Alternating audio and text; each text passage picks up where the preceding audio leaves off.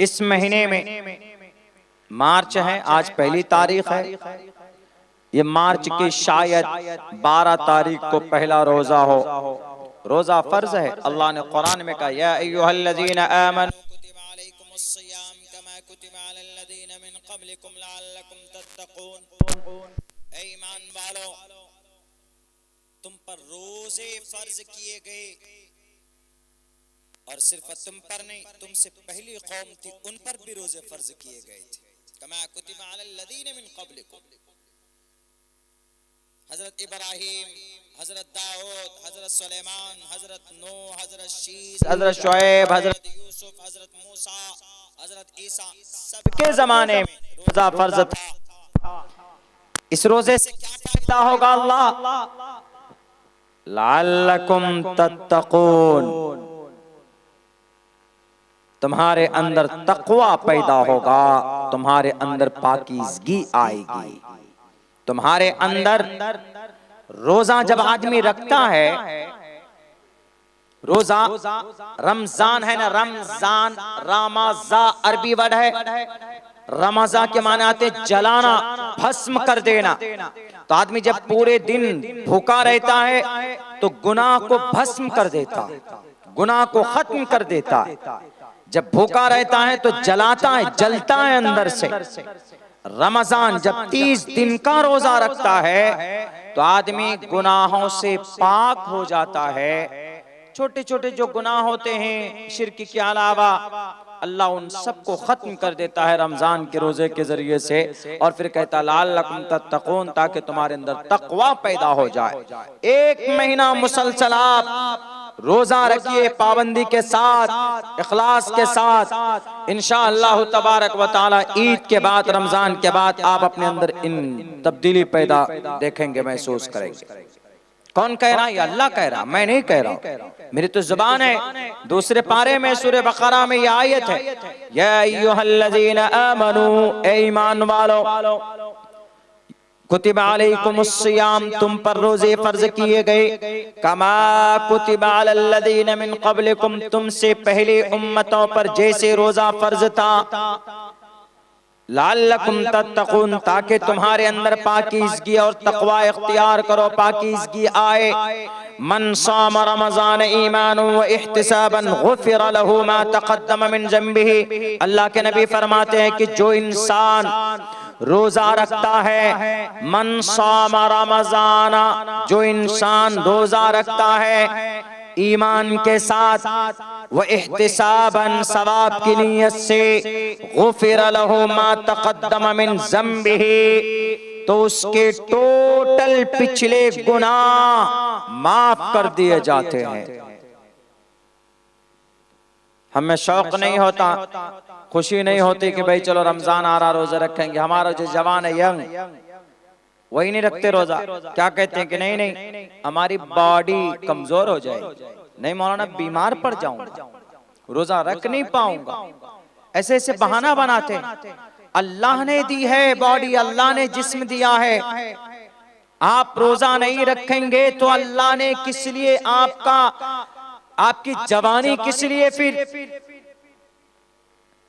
अशाबुन नशा फी इबादतिल्लाह, और जो जवान अल्लाह की याद में जिंदगी गुजारता है, जब वो मरेगा फहुवा फिल जन्नत, जन्नत के अंदर उसका दाखिला होगा। अल्लाह के नबी अलैहिस्सलाम फरमाते, मेरे भाइयों, इस वक्त हमें अगर अपनी शरीयत को बचाना है इन जालिमों से, एक ही रास्ता है, न कोर्ट का, न कचेरी का, न अदालत का, न पुलिस स्टेशन का, सिर्फ एक रास्ता। वो रास्ता कौन सा? वो रास्ता अमल का रास्ता है कि मुसलमान शरीयत पर अमल कर ले, शरीयत की हिफाजत हो जाएगी। 2-2.5 साल के अंदर में कितने हमारी मस्जिदें शहीद हुई है पता है? दिल्ली के अंदर 600 साल पुरानी मस्जिद तोड़ दी गई, 200 साल पुरानी मस्जिद पर नोटिस आ गया, और भी मस्जिदें तोड़कर बुतखाने बनाए जा रहे हैं। आसाम करीब है, 1300 कुछ मदरसे ताले लगा दिए गए। उत्तर प्रदेश चले जाइए आप, वहां जलसा कराने पर पाबंदी हो रही है, परमिशन नहीं मिलता है अब जल्दी। मैं दिल्ली गया जलसे में, पहले परमिशन दिया कि ठीक है होगा, उसके बाद एक रोज पहले परमिशन रद्द कर दिया कि आपका जलसा नहीं होगा।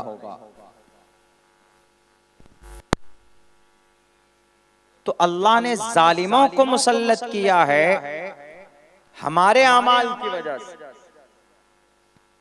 अल्लाह कुरान में कहता है लइन शकरतुम लज़ीदन्नकुम व लइन कफरतुम इन अज़ाबी लशदीद।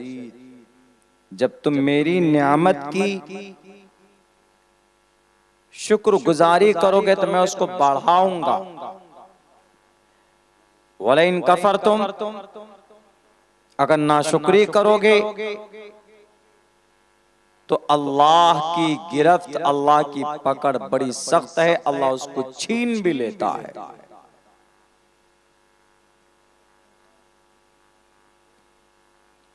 तो हम मुसलमानों को इस वक्त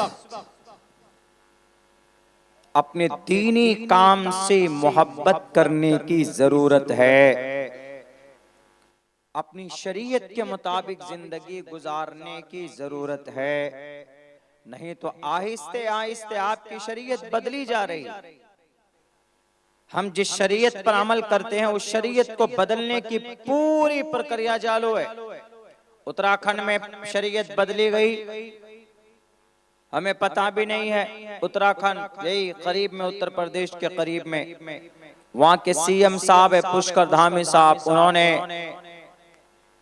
हम मुसलमानों की शरीयत के खिलाफ कानून लेकर आए।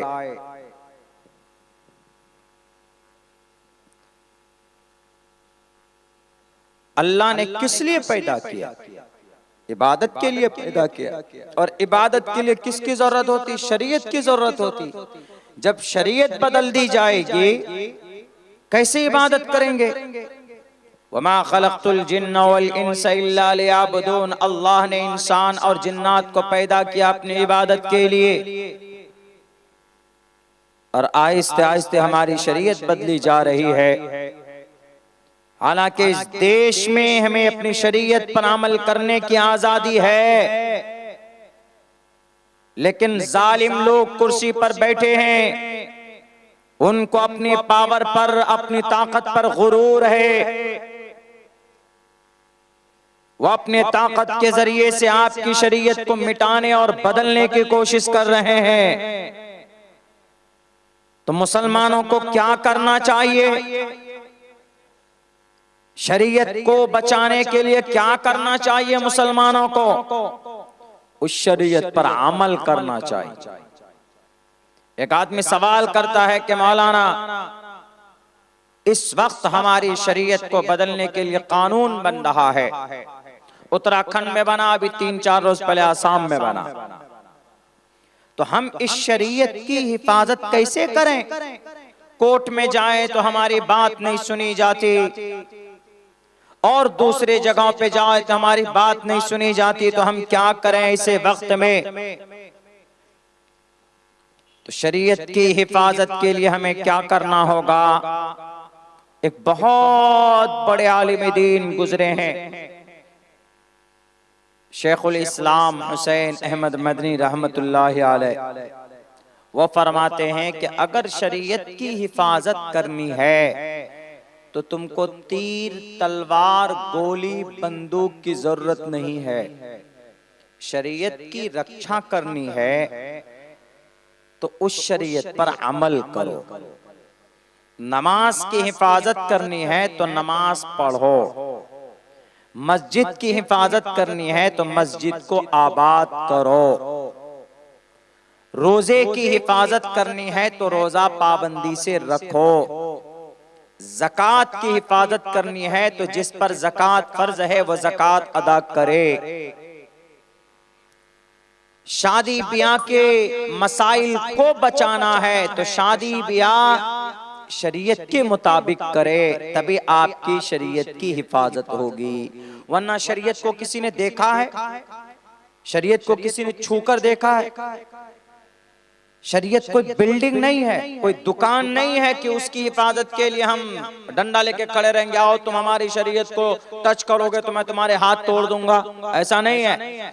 शरीयत एक कानून है, शरीयत एक ऑर्डर है, शरीयत एक तरीका है। हमें उस तरीके पर चलकर अपनी शरीयत की हिफाजत करनी है,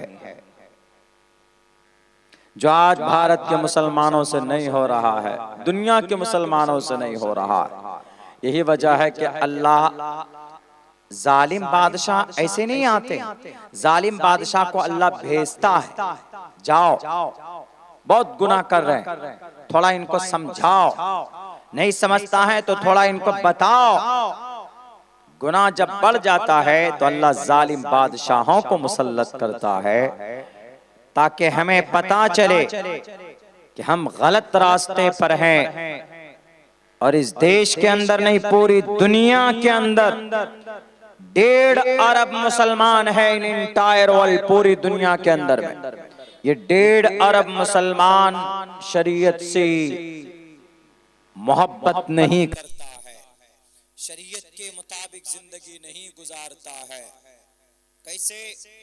अल्लाह कुरान में कहता नमाज पढ़ो, हम लोग कितने लोग नमाज पढ़ते हैं? अल्लाह कुरान में कहता है सूद मत खाओ, और सबसे ज्यादा बंधन लोन मुसलमान ही खाते लेते घर घर में। अल्लाह कुरान में कहता है कि सूद मत खाओ, गुनाह है, मुसलमान सूद खाता है। अल्लाह कुरान में कहता है कि शराब मत पियो, गंदी चीज है, हमारा जवान शराब पीता है। अल्लाह कुरान में कहता है कि झूठ मत बोलो, हम सब मुसलमान झूठ बोलते हैं। अल्लाह कुरान में कहता है कि ज़कात दो, हम मुसलमान ज़कात नहीं देते। अल्लाह कुरान में कहता है कि 1 महीने का रोजा रखो, रमजान का मुबारक महीना आने वाला है। हम मुसलमानों में आधे नौजवान 50% मुसलमान रोजा नहीं रखते। अब बताइए, अल्लाह जो कहता है कुरान में हम में से आधे मुसलमान क्या 75% मुस्लिम वो काम करते ही नहीं है, तो अब बताइए शरीयत की हिफाजत कैसे होगी? इसीलिए कहा जाता है कि अगर शरीयत की हिफाजत करनी है तो ये मुसलमानों शरीयत पर अमल करना सीखो। नमाज की हिफाजत करनी है तो नमाज पढ़ना सीखो, कुरान की हिफाजत करनी है तो कुरान पर अमल करना सीखो, तभी होगा।